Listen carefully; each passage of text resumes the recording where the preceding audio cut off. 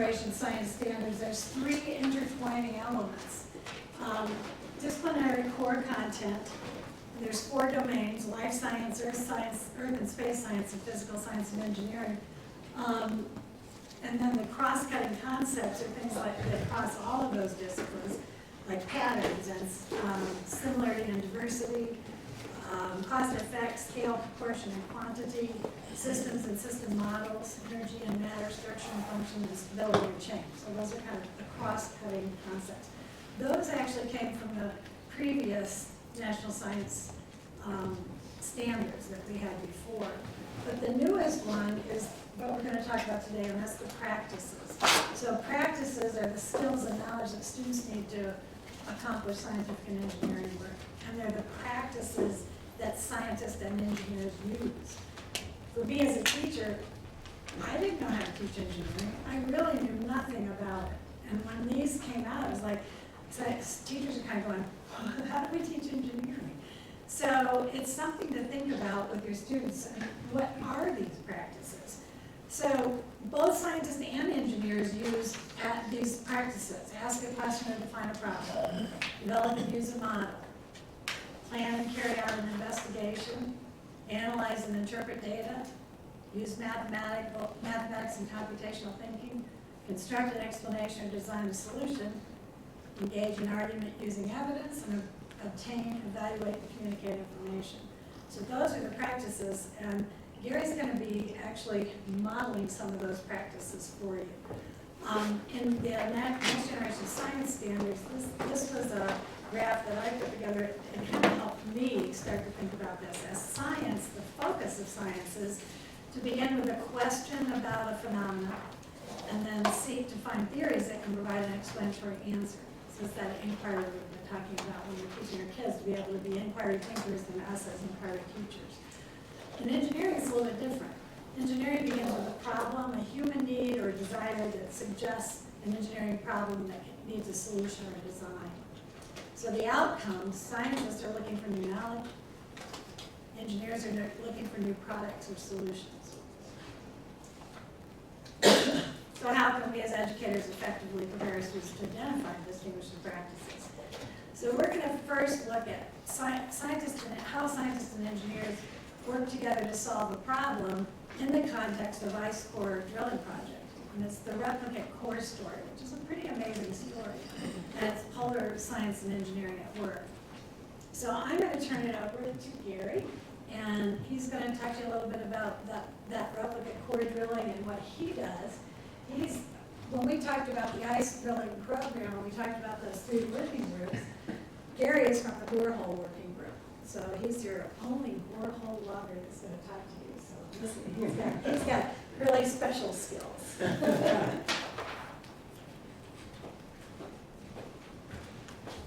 Good afternoon. Last talk today. So, let's see. Yep. So, I'm sure you're all aware that the Earth's climate is changing, and it's likely to continue to change over the next few decades and centuries.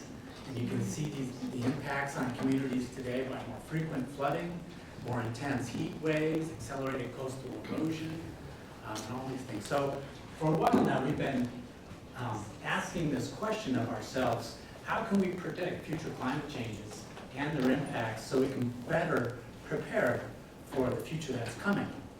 To answer that question, we need to thoroughly understand the climate system, and then we need to build that understanding into mathematical models that we use to predict future changes.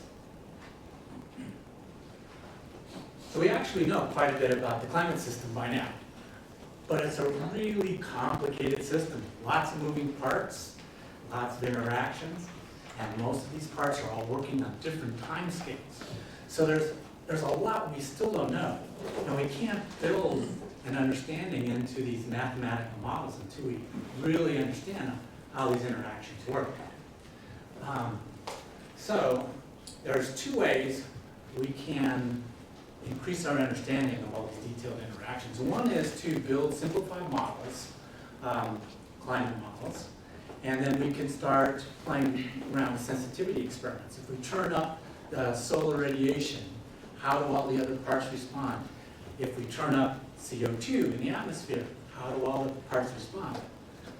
These are simplified models. Another way to go about trying to understand the real interactions in the climate system is to look to the past. So that's what a whole other group of climate scientists do. They're called paleoclimatologists. So there's many different ways. Turn to the left here. There's many different ways you can go about collecting data about the past climate. You can look at pollen, you can look at tree leaves, you can measure the widths of tree rings, which tells you about moisture or temperature conditions during the growing season, or you can look at and interpret the chemical variations in sediment cores. So here's a beautiful record from the marine sediment core. It goes back 2 million years, and it shows the the glacial cycles. Back here, they were oscillating every 40,000 years, and then here it's every 100,000 years. And that's really interesting. It tells us that this is a natural phenomenon, and it also tells us that the glacier cycles have changed in their frequency.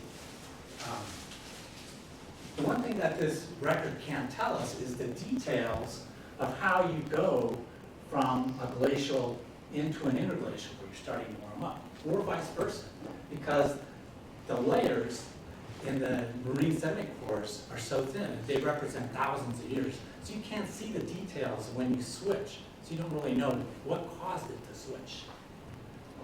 So it's a great long record, but it's low resolution, and it's actually pretty complicated to interpret this proxy.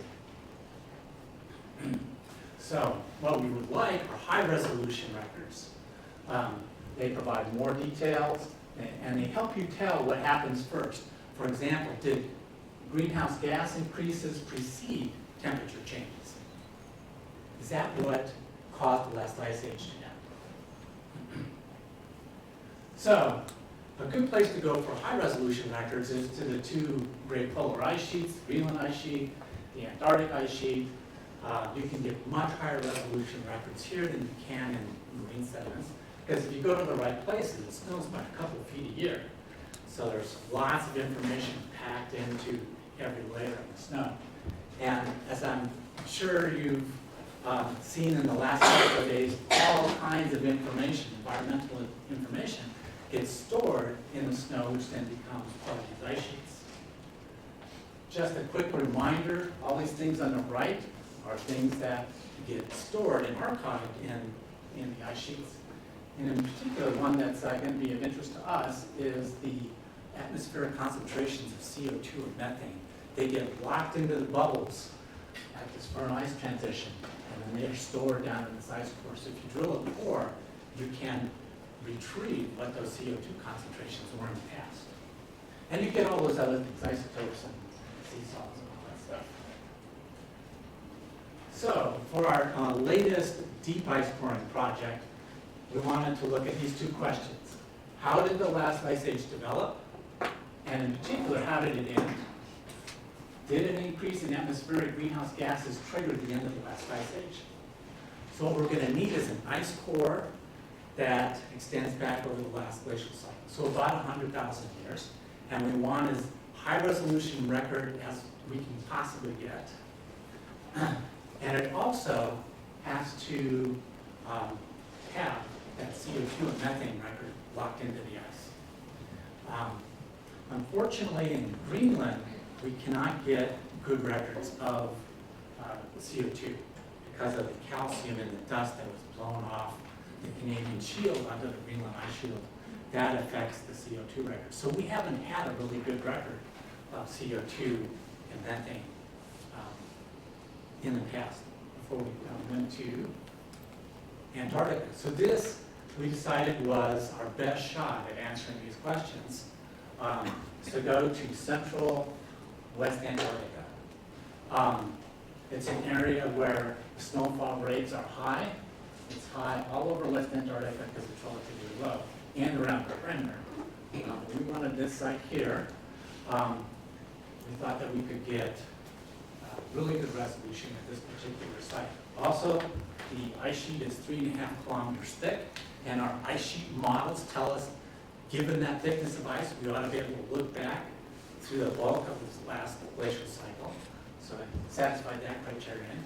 We're right near an ice divide, so snow that falls at this site becomes part of the ice core and it doesn't go downstream. If you were working at a site off an ice divide, the snow that became part of that core came from upstream someplace. So we always try to drill on ice divides if we can. And it's Antarctica, so we thought that we could get a good record of CO2 and methane if we could get good core quality. This is seen from the waste divide site. You can see all the snow blowing around there. Unfortunately, we didn't have a drill at the time that could go to that depth, 3.5 kilometers, and produce really high quality core. So we needed a new ice core drill. So scientists got together and developed the science requirements for this new drill for this project and off into the future, because we want to use this drill for many, many cores. So we said, what are our requirements? The drill needs to be able to go 4,000 meters, because it may get used in East Antarctica someday. And the core diameter needs to be large enough that there's enough ice for all the measurements people want to make, so we defined what the diameter of the core needed to be. And we also defined what the temperature conditions that the drill needed to operate at, basically the surface temperatures in Antarctica. So based on those science requirements, the engineers at IDDO came up with a design, which they then implemented and built, the deep ice sheet coring drill, which is an amazing drill. Built it in Madison, Wisconsin, and then reassembled it in Antarctica, at the West Antarctic Divide site. So it drilled to 3,400 meters at Waste Divide over the course of 4 field seasons, and it produced beautiful ice core. It was really, really nice. This drill operated pretty much as designed. This is a 1 meter core section from that Waste Divide core from 2,300 meters depth. It's about 15,000 years old. Here's a beautiful volcanic layer. It just really stands out in that nice clear ice core.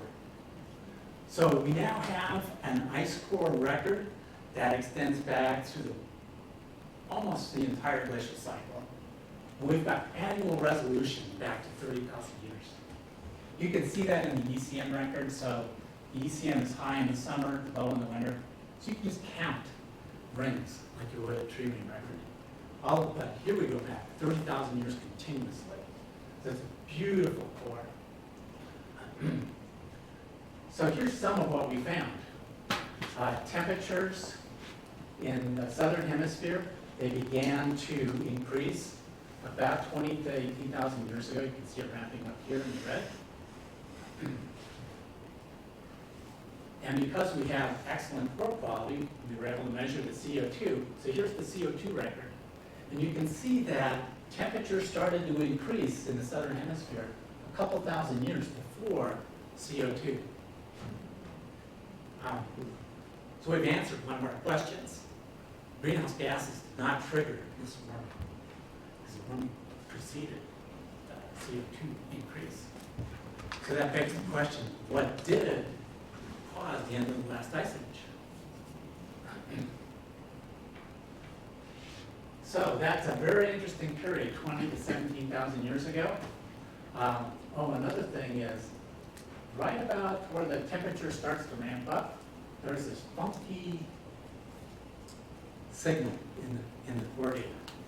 And we don't know what it was, or we didn't at the time. It could be a volcano, it could be a meteorite impact.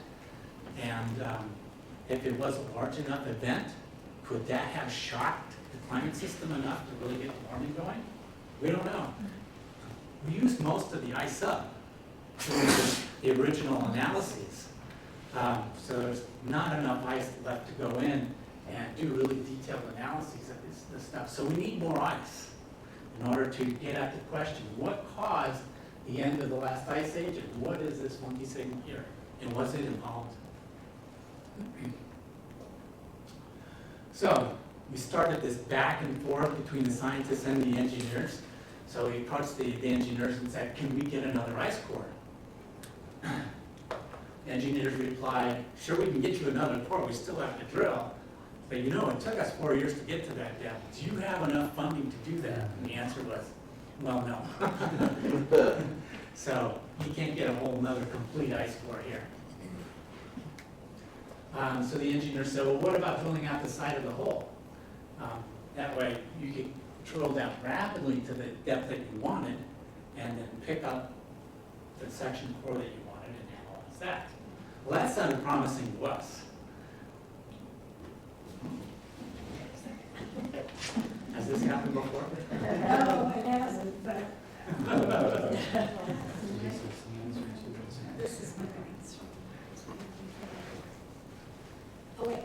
No, it's not power. What is it? Oh, Gary. I have my concern on that one.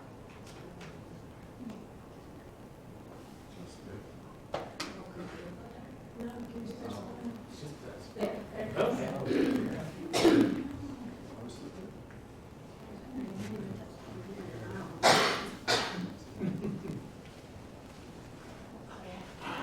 We're back.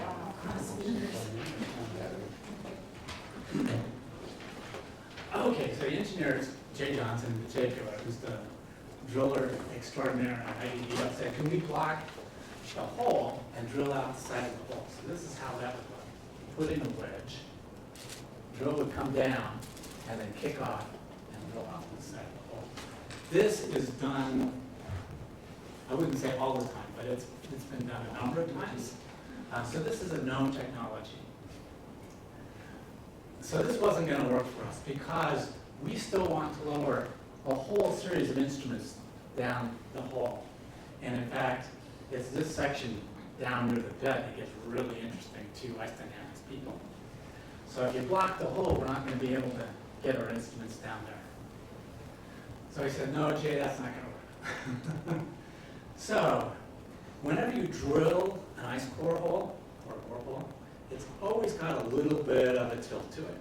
It might just be a few degrees.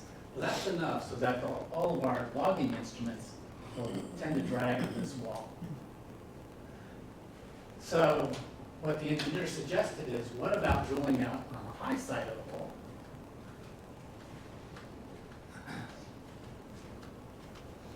So that was a great idea, we thought. So logging instruments will still be able to pass by that replicate core deviation, because we're going to make our measurements after they do that drilling. And then we can get all the way down near the bed. So that sounded good to us, but the engineers came back and said, there's just one caveat. No one has ever done this before. And we said, what? Go for it. So then there's more back and forth between the engineers and scientists. The engineers declare this is a whole new kind of drill, but of course they love the challenge, so that wasn't going to stop them. So then they started asking more questions in order to find what this new drill needs to look like. So what depth is the event located at? It's at 2420 meters. Is there anything else we need to know? The core diameter needs to be at least 98 millimeters, so there'll be enough ice available for all the analyses that people want to do. Engineer said, we're off to the drawing boards. So here's the proposed, they're going to use the same drill, but they're going to modify it. They're going to keep some sections, like the pump, the instrument section, the anti-torques, but they're going to replace some of the parts, like the cutters and the core barrels, and they're going to introduce these actuator modules, which are going to push the drill, since it's smaller diameter now, it doesn't fill the whole hole. They're going to push it to the side. It's going to bend the drill a bit. So then, over a 25-meter section, they start bending the drill 25 meters above where they want to start getting ice. Start flying, basically, the drill over so they can get this replicate core. One of the tricks is you need to really understand the orientation of the drill in that hole, so you're drilling on the high side, right? You don't want it on the low side. So that was one of their challenges. So they went off and started designing new parts, new cutting heads, these actuators, all based on their engineering models at IDDO. Then they built these parts and tested them there in Madison before heading off to the field season, 2011, 2012 Antarctic field season, where they actually tried to do this. And they got basically skunked. So the drill did not behave the way they thought it was going to, but they learned a tremendous amount. So they go back to Madison, they run more computer models to really define what the stresses are, and find out what the problems in the electrical sections were. They rebuilt all the things that needed to be rebuilt. Then following Antarctic field season, 2012-13, reassembled all that, and it was a huge success. These are those actuators that push against the wall to fly the drill.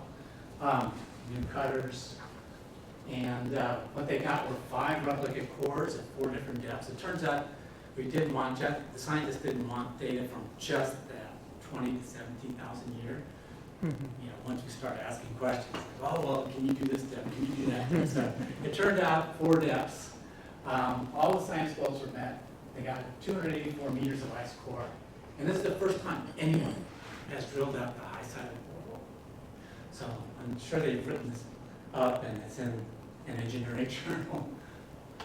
So lots of happy faces here. So that event that we really wanted, that funky dip event that's at 18,000, that's in that 20 to 17,000 window, they were able to get 2 replicate cores. Actually, they drilled off in 2 directions up that high side. So we have lots of core. Turns out that funky event at 18K was a volcano. It's a West Antarctic volcano named Mount Pocket. So now they knew what that event was. So now that the coring is complete, it opens new opportunities. The borehole created by extracting that ice core provides access to the interior of the ice sheet. So here's the West Antarctic ice sheet, here's waste divide, there's the hole. And what you can see, and was it Bob Anderson talked about this? The center of the ice sheet is depressed enough that it's below sea level. So this is a potentially unstable situation. The ice sheet is pinned here out near the coast. If the ice sheet were to recede this far, then there's nothing to keep it from ripping right back to the center of the ice sheet. So you put a lot more ice in the ocean, obviously, if you did that. Okay, just a little background. Here's the waste divide site. The ice at this site is flowing towards the Ross Sea, the Amundsen Sea, and the Weddell Sea. There's the ice divide there. So it's flowing in those 3 directions. We know that there's lots of volcanoes in West Antarctica because it's a rift zone, like East African Rift. But we don't know how many of those volcanoes are currently active. I mean, for all we know, they may all be dormant, except remember, we saw that one volcanic layer in that ice core. We know at least one of those volcanoes is current.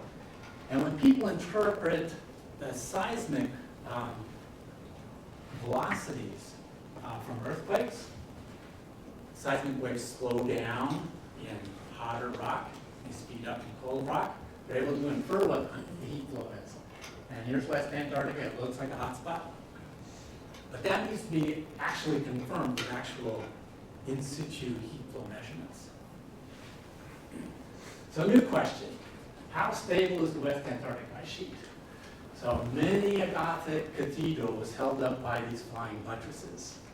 If you took those buttresses away, things would have collapsed. In West Antarctica, it's those ice shelves that provide that buttressing, right? Now what if you put this cathedral on an incline? What keeps it from sliding? It's the conditions under the building. So for an ice sheet, if it's warmer down there, the ice is less viscous, it's more deformable. Think of a cathedral made out of wax and you warm it up. Also, if it's at the melting point and you've got water down there, that lubricates the bed and that whole thing can really start taking off. So to answer the question, how stable is the West Antarctic ice sheet, we brought in the borehole loggers. So we lowered all these geophysical logging tools down to the bottom of the hole. And each of these tools is an engineering feat in its own right. So here's the temperature sensor. This system measured to a 10,000th of a degree. So they'll be able to get out the heat flow with that pretty easily, and other things. The optical logger shines a laser light into the ice. There's a receiver 2 meters below it. So they can pick up dust layers that result from droughts in Australia and South America, because that dust thing is blown onto the ice sheet. But it also picks up volcanic ash layers. And Ryan, who runs this tool, he said he found more volcanic ash layers at this particular site than any other place he's measured.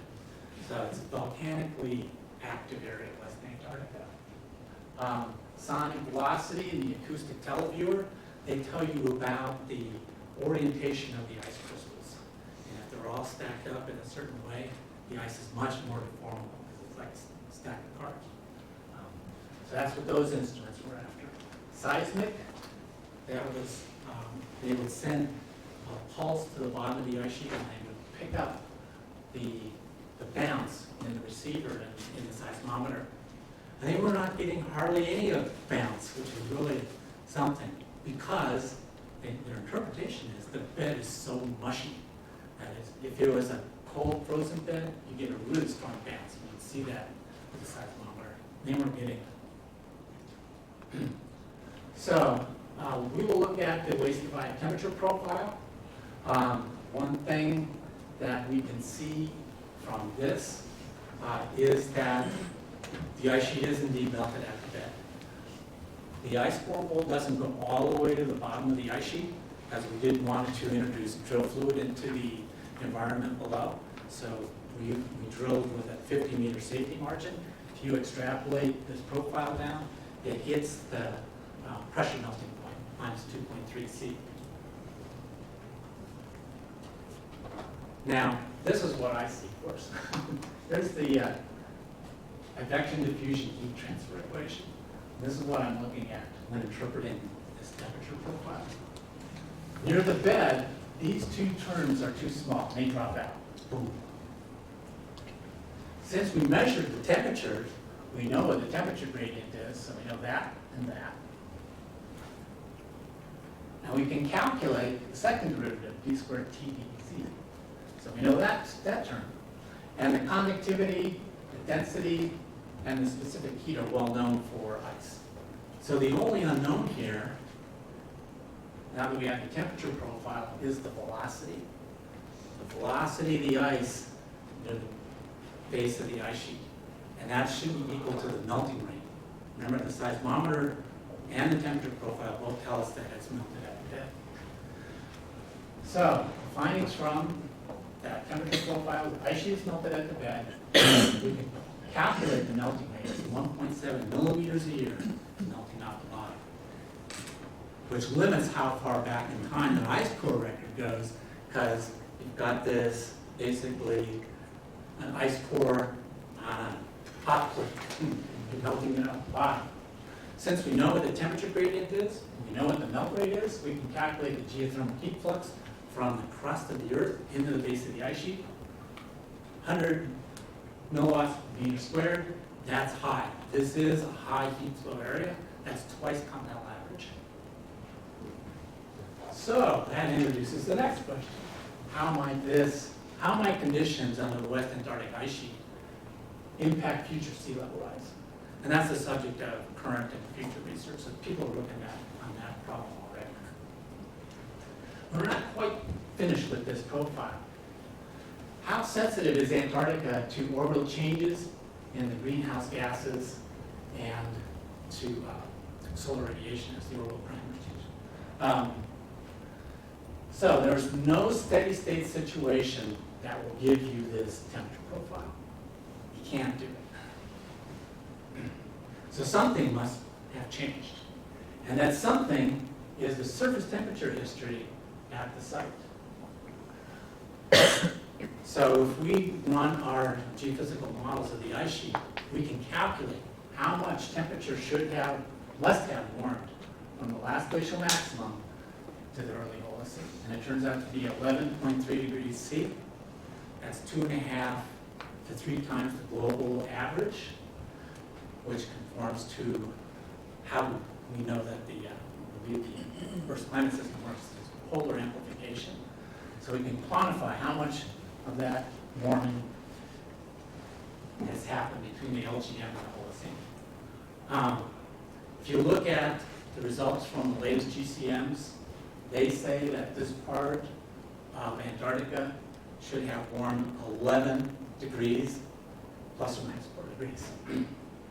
So this is a really good test for the response of our GCM climate models to both orbital changes and the change in the greenhouse gas concentrations. This gives us more confidence that we can use these GCMs to predict future climate change and their impacts. Now, there was one other thing that we were chasing back when we were doing this replicate core design, and that was what caused the ice age to end. Well, it turns out that we couldn't get it just from the ice. But if you take the data from the temperature log plus the data from the replicate ice cores, you combine all that information into one model, the answer is that the beginning of the warming back in here, before that 18K event, was mostly due to orbital changes and a change in the heat transport in the ocean from the southern hemisphere to the northern hemisphere. So that slowed down, leaving more heat in the southern hemisphere, and that's what caused this warming back here before the greenhouse gases started to kick in. Then at about 18K, 17K, the greenhouse gases began to also contribute. So about half of the warming from about 18K to 15K was due to greenhouse gas increases. The other half was due to the changing orbital parameters of the Earth and due to oceanic heat transport. So we finally did answer that question. Then it's back to Louise.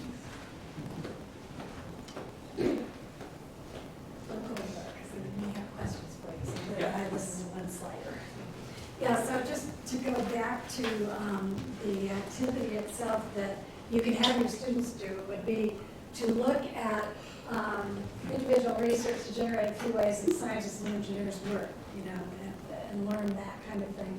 BozemanScience.org, which is on the slide, is a great next generation science standard one, but it also has a whole bunch of stuff about teaching science and engineering that could be pulled out into college. There is a movie called Polar Science and Engineering Drilling Back Through Time, and that's on our YouTube channel. And a lot of these presentations, we've been learning the technology to live stream. So a lot of them have been live streamed, the others have been videoed and are being put up on the YouTube channel.